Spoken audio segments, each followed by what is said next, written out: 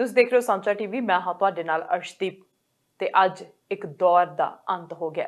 Britain ਦੀ ਸਭ ਤੋਂ ਲੰਮੇ ਸਮੇਂ ਤੱਕ ਰਾਜ ਕਰਨ ਵਾਲੀ ਮਹਾਰਾਣੀ ਐਲਿਜ਼ਾਬੈਥ ਅਤੇ 7 ਦਹਾਕਿਆਂ ਤੱਕ ਦੇਸ਼ ਦੀ ਸ਼ਾਹੀ ਹੁਕਮਰਾਨ ਦਾ 96 ਸਾਲ ਦੀ ਉਮਰ ਵਿੱਚ ਦੇਹਾਂਤ ਹੋ ਗਿਆ। ਇਹ ਐਲਾਨ ਬਕਿੰਗਮ ਪੈਲੇਸ ਨੇ ਵੀਰਵਾਰ ਨੂੰ ਕੀਤਾ। ਕੁਈਨ ਐਲਿਜ਼ਾਬੈਥ ਕੈਨੇਡਾ ਦੀ ਵੀ ਰਾਣੀ ਹਨ। ਵੀਰਵਾਰ ਨੂੰ ਮਹਾਰਾਣੀ ਐਲਿਜ਼ਾਬੈਥ II ਦੀ ਸਿਹਤ ਖਰਾਬ ਹੋਣ ਤੋਂ ਬਾਅਦ ਉਹਨਾਂ ਦਾ ਸਾਰਾ ਪਰਿਵਾਰ ਸਕਾਟਿਸ਼ ਸਟੇਟ ਉਹਨਾਂ ਦੇ ਸਕਾਟਿਸ਼ ਸਥਿਤ ਘਰ ਬਾਲਮੋਰਲ ਕੈਸਲ ਵਿਖੇ ਉਹਨਾਂ ਦੇ ਕੋਲ ਪਹੁੰਚ ਗਿਆ ਸੀ। ਮਹਾਰਾਣੀ ਦੀ ਮੌਤ ਤੋਂ ਬਾਅਦ ਉਹਨਾਂ ਦੇ ਸਭ ਤੋਂ ਵੱਡੇ ਪੁੱਤਰ ਚਾਰਲਸ ਰਾਸ਼ਟਰੀ ਸੋਗ ਵਿੱਚ ਦੇਸ਼ ਦੀ ਅਗਵਾਈ ਕਰਨਗੇ ਤੇ ਉਹੀ ਮਹਾਰਾਣੀ ਦੀ ਮੌਤ ਤੋਂ ਬਾਅਦ ਬ੍ਰਿਟੇਨ ਦੇ ਨਵੇਂ ਮਹਾਰਾਜਾ ਅਤੇ 14 ਰਾਸ਼ਟਰਮੰਡਲ ਦੇਸ਼ਾਂ ਦੇ ਮੁਖੀ ਹੋਣਗੇ। ਐਲਿਜ਼ਾਬੈਥ ਦੇ ਸਭ ਤੋਂ ਵੱਡੇ ਪੁੱਤਰ 73 ਸਾਲ ਪ੍ਰਿੰਸ ਚਾਰਲਸ ਮਹਾਰਾਣੀ ਦੀ ਮੌਤ ਉਪਰੰਤ ਆਪਣੇ ਆਪ ਹੀ ਯੂਕੇ ਦੇ ਨਵੇਂ ਰਾਜਾ ਬਣ ਗਏ ਹਨ। ਯੂਕੇ ਦਾ ਸੰਵਿਧਾਨਿਕ ਮੁਖੀ ਹੋਣ ਦੇ ਨਾਤੇ ਉਹ ਆਸਟ੍ਰੇਲੀਆ, ਕੈਨੇਡਾ ਅਤੇ ਨਿਊਜ਼ੀਲੈਂਡ ਸਮੇਤ 14 ਹੋਰ ਮੁਲਕਾਂ ਦੇ ਰਾਜ ਦਾ ਮੁਖੀ ਬਣ ਗਏ। ਉਹਨਾਂ ਦੀ ਪਤਨੀ ਕੈਮਿਲਾ ਨਵੀਂ ਰਾਣੀ ਬਣ ਗਏ। ਬਕਿੰਗਮ ਪੈਲੇਸ ਦੇ ਬਾਹਰ ਮਹਾਰਾਣੀ ਦੀ ਸਿਹਤ ਖਰਾਬ ਹੋਣ ਬਾਰੇ ਖਬਰਾਂ ਸੁਣ ਕੇ ਇਕੱਠੇ ਹੋਏ ਲੋਕ ਉਹਨਾਂ ਦੀ ਮੌਤ ਦੀ ਖਬਰ ਸੁਣਦਿਆਂ ਹੀ ਵਿਰਲਾਪ ਕਰਨ ਲੱਗੇ।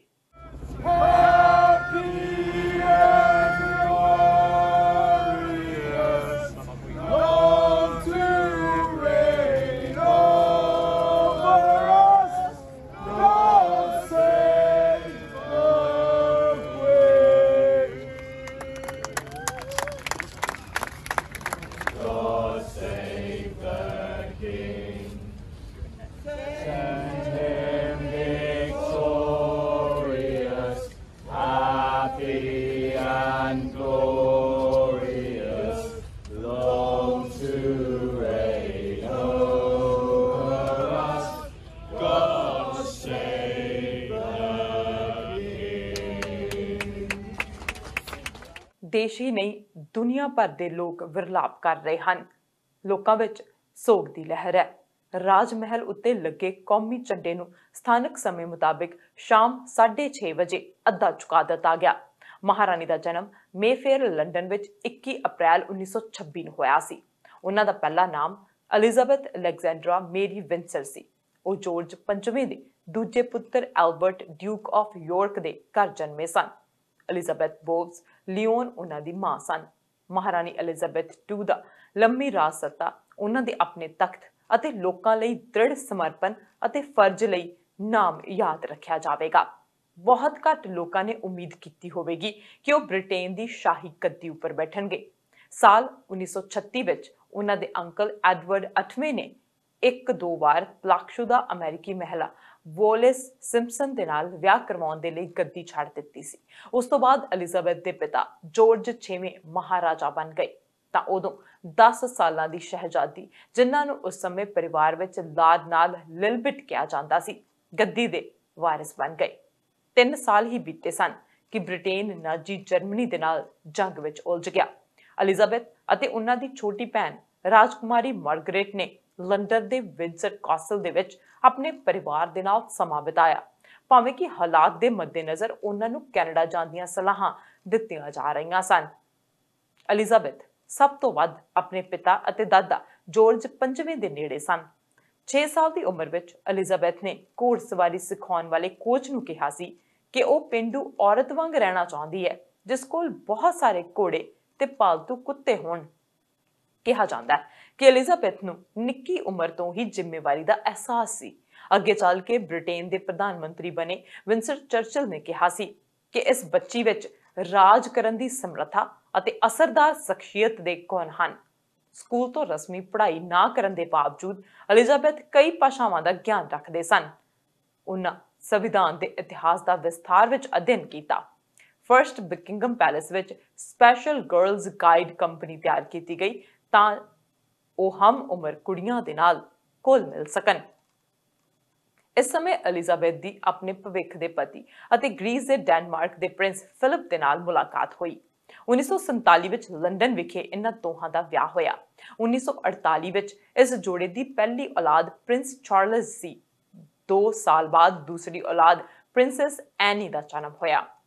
1960 ਅਤੇ 1964 ਵਿੱਚ 2 ਹੋਰ ਬੇਟੇ ਪ੍ਰਿੰਸ ਐਂਡਰੂ ਅਤੇ ਪ੍ਰਿੰਸ ਐਡਵਰਡ ਪੈਦਾ ਹੋਏ ਅਤੇ ਹੁਣ ਇਸ ਪਰਿਵਾਰ ਵਿੱਚ 8 ਪੋਤੇ ਪੋਤੀਆਂ ਅਤੇ 12 ਪੜਪੋਤੇ ਪੜਪੋਤੀਆਂ ਹਨ। ਐਲਿਜ਼ਾਬੈਥ ਨੂੰ ਜਦੋਂ ਪਿਤਾ ਦੀ ਮੌਤ ਦੀ ਖਬਰ ਲੱਗੀ ਤਾਂ ਉਸ ਵੇਲੇ ਕੀਨੀਆ ਵਿੱਚ ਸੀ ਅਤੇ ਤੁਰੰਤ ਲੰਡਨ ਵਾਪਸ ਆ ਗਈ। ਪਰ ਰਾਣੀ ਦੇ ਰੂਪ ਵਿੱਚ ਬਾਅਦ ਵਿੱਚ ਐਲਿਜ਼ਾਬੈਥ ਨੇ ਦੱਸਿਆ, ਮੈਨੂੰ ਕਿਸੇ ਤਰ੍ਹਾਂ ਦਾ ਤਜਰਬਾ ਨਹੀਂ ਸੀ। ਮੇਰੇ ਪਿਤਾ ਬੇਹੱਦ ਘੱਟ ਉਮਰ ਵਿੱਚ ਗੁਜ਼ਰ ਗਏ, ਇਸ ਲਈ ਅਹੁਦਾ ਸੰਭਾਲਣਾ ਅਚਾਨਕ ਆਈ ਕਿਸੇ ਜ਼ਿੰਮੇਵਾਰੀ ਵਾਂਗ ਸੀ। ਮਹਾਰਾਣੀ ਐਲਿਜ਼ਾਬੈਥ II, ਜੋ ਕਿ ਦੁਨੀਆ ਦੀ ਸਭ ਤੋਂ ਬਜ਼ੁਰਗ ਅਤੇ ਸਭ ਤੋਂ ਲੰਬੀ ਸੇਵਾ ਕਰਨ ਵਾਲੇ ਰਾਜ ਦੀ ਮੁਖੀ ਸੀ, 6 ਫਰਵਰੀ 1952 ਨੂੰ ਆਪਣੇ ਪਿਤਾ ਕਿੰਗ ਜੋਰਜ ਦੀ ਮੌਤ ਤੋਂ ਬਾਅਦ ਗੱਦੀ ਤੇ ਬਿਰਾਜਮਾਨ ਹੋਈ ਸੀ। ਜਦੋਂ ਉਹ ਸਿਰਫ 25 ਸਾਲ ਦੀ ਸੀ, ਉਹ ਬਹੁਤ ਸਾਰੀਆਂ ਇਤਿਹਾਸਿਕ ਘਟਨਾਵਾਂ ਦੇ ਗਵਾਹ ਵੀ ਸਨ। ਉਹਨਾਂ ਨੂੰ ਜੂਨ ਵਿੱਚ ਤਾਜ ਪਹਿਨਾਇਆ ਗਿਆ ਸੀ। ਇਸ ਮੌਕੇ ਉਹਨਾਂ ਹਲਫ ਲਿਆ ਸੀ ਕਿ ਮੈਂ ਇਮਾਨਦਾਰੀ ਨਾਲ ਆਪਣੇ ਆਪ ਨੂੰ ਜਨਤਾ ਦੀ ਸੇਵਾ ਲਈ ਵਚਨਬੱਧ ਕੀਤਾ ਹੈ, ਜਿਵੇਂ ਕਿ ਤੁਹਾਡੇ ਵਿੱਚੋਂ ਬਹੁਤ ਸਾਰੇ ਮੇਰੇ ਲਈ ਵਚਨਬੱਧ ਹਨ। ਮੇਰੀ ਸਾਰੀ ਜ਼ਿੰਦਗੀ ਅਤੇ ਆਪਣੇ ਪੂਰੇ ਦਿਲ ਨਾਲ ਮੈਂ ਤੁਹਾਡੇ ਭਰੋਸੇ ਦੇ ਯੋਗ ਬਣਨ ਦੀ ਕੋਸ਼ਿਸ਼ ਕਰਾਂਗੀ। ਜੂਨ 1953 ਵਿੱਚ ਐਲਿਜ਼ਾਬੈਥ ਦੀ ਤਾਜਪੋਸ਼ੀ ਦਾ ਟੈਲੀਵਿਜ਼ਨ ਤੇ ਪ੍ਰਸਾਰਣ ਹੋਇਆ।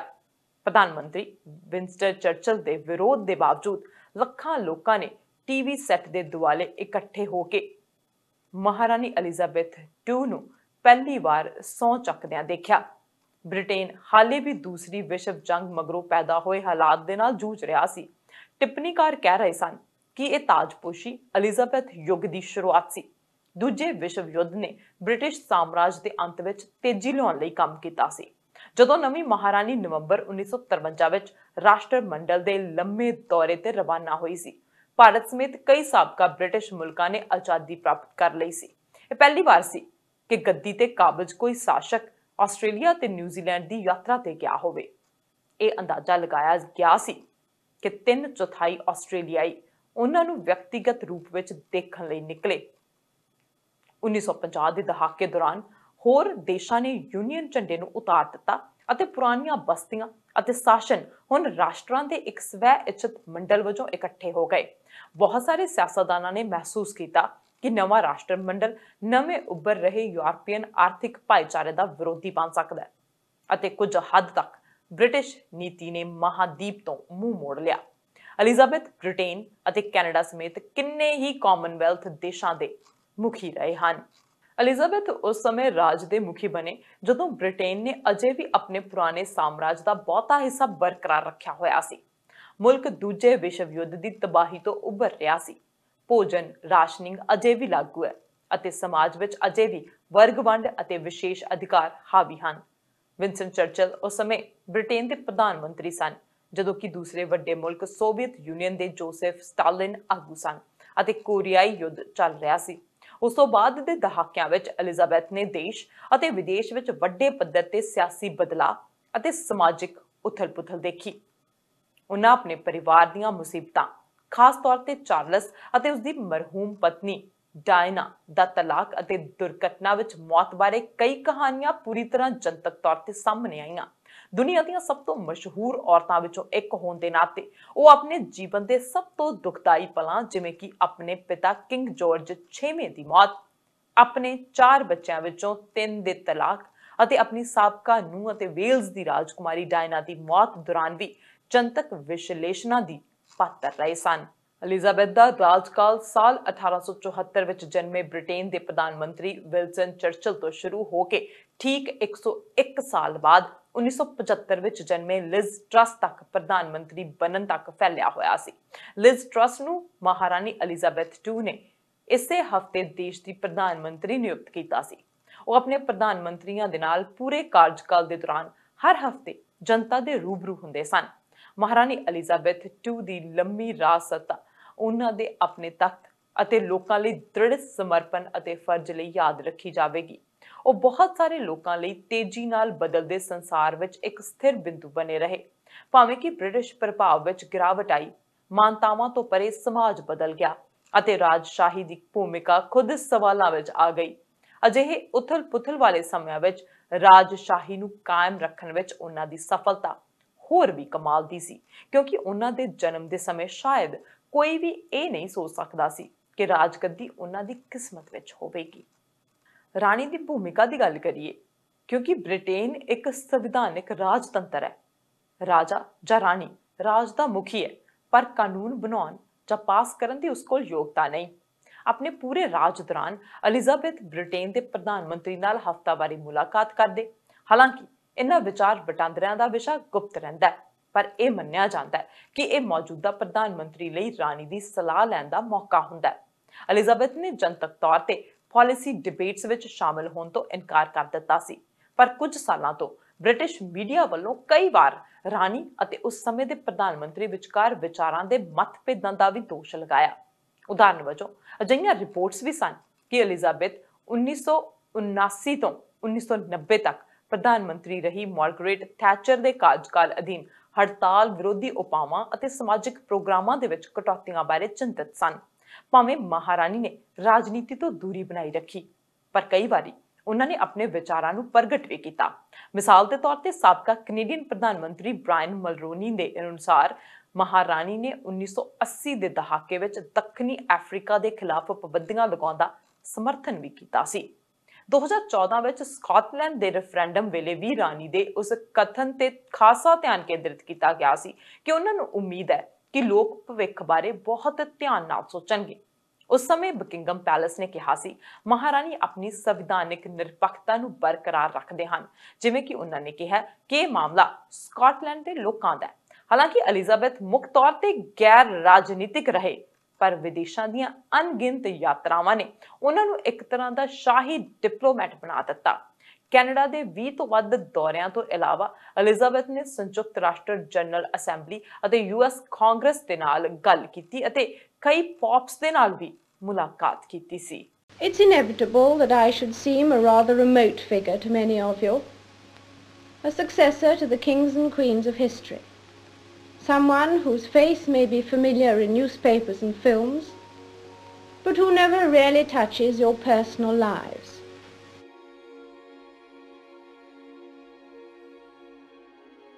In a way, I didn't have an apprenticeship. My father died much too young, and so it was all a very sudden kind of taking on and making the best job you can.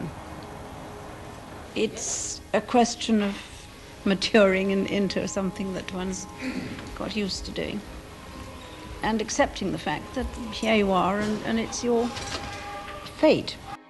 It is very simple. I declare before you all that my whole life, whether it be long or short, shall be devoted to your service and to the service of our great imperial family to which we all belong.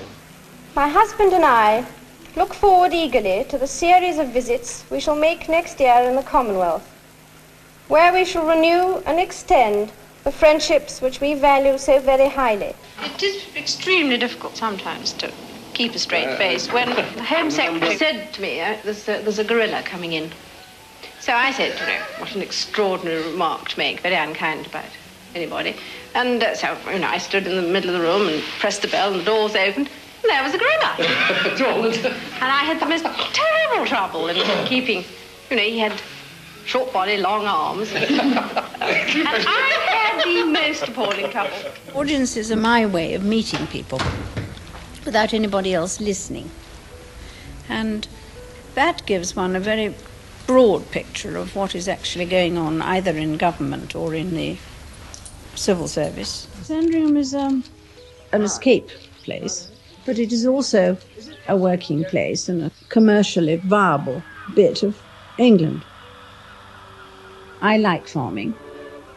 It's not very easy nowadays. I like animals. I wouldn't be happy if I just had arable farming. I think that's very boring. You have to sort of work out in your own mind the hard work and then what you enjoy in retrospect from it, of the people you've met. It's quite an old-fashioned idea that you do put out the red carpet for a guest. I mean, I think people don't really realise this, that I do tell the guests that we do put on our best clothes and everybody dresses up. And the best china and the glass and the gold plate comes out, which otherwise doesn't see the light of day. So it's very nice to be able to use it and show it. All too often, I fear Prince Philip has had to listen to me speaking. Frequently, we have discussed my intended speech beforehand, and as you will imagine, his views have been expressed in a forthright manner. He is someone who doesn't take easily to compliments, but he has quite simply been my strength and stay all these years. And I and his whole family, and this and many other countries, owe him a debt greater than he would ever claim or we shall ever know. Queen Elizabeth II Canada ਦੇ ਵੀ ਰਾਣੀ ਹਨ। Canada ਦੇ ਪ੍ਰਧਾਨ ਮੰਤਰੀ Justin Trudeau ਨੇ ਮਹਾਰਾਣੀ Elizabeth ਦੇ ਦੇਹਾਂਤ ਤੇ ਗਹਿਰੇ ਦੁੱਖ ਦਾ ਪ੍ਰਗਟਾਵਾ ਕੀਤਾ। ਉਹਨਾਂ ਕਿਹਾ, ਅੱਜ ਇੱਕ ਪੰਨਾ ਹੀ ਨਹੀਂ ਪਲਟਿਆ, ਸਗੋਂ ਸਾਡੇ ਸਾਂਝੇ ਇਤਿਹਾਸ ਦਾ ਇੱਕ ਅਧਿਆਇ ਸਮਾਪਤ ਹੋ ਗਿਆ। ਮੈਂ ਜਾਣਦਾ ਹਾਂ ਕਿ ਮਹਾਰਾਣੀ ਦੀ ਕੈਨੇਡਾ ਅਤੇ ਕੈਨੇਡੀਅਨਸ ਲਈ ਸੇਵਾ ਹਮੇਸ਼ਾ ਸਾਡੇ ਦੇਸ਼ ਦੇ ਇਤਿਹਾਸ ਦਾ ਮਹੱਤਵਪੂਰਨ ਹਿੱਸਾ ਬਣੀ ਰਹੇਗੀ। ਆਉਣ ਵਾਲੇ ਦਿਨ ਕੈਨੇਡੀਅਨਸ ਅਤੇ ਸਾਰੇ ਕਾਮਨਵੈਲਥ ਨਾਗਰਿਕਾਂ ਦੇ ਲਈ ਸੋਗ ਦਾ ਸਮਾਂ ਹੋਵੇਗਾ, ਜਿਸ ਦਾ ਅੰਤ ਰਾਸ਼ਟਰੀ ਸੋਗ ਦਿਵਸ ਦੇ ਨਾਲ ਹੋਵੇਗਾ, ਜਿਸ ਵਿੱਚ ਸਾਡੇ ਮੁਖੀ ਦੇ ਦੇਹਾਂਤ ਦੇ ਸੰਬੰਧ ਵਿੱਚ ਯਾਦਗਾਰੀ ਆਯੋਜਨ ਕੀਤਾ ਜਾਵੇਗਾ। ਉਹਨਾਂ ਨੇ ਕਿਹਾ ਕਿ ਮੈਂ ਕੁਈਨ ਨੂੰ ਯਾਦ ਕਰਦਾ ਰਹਾਂਗਾ।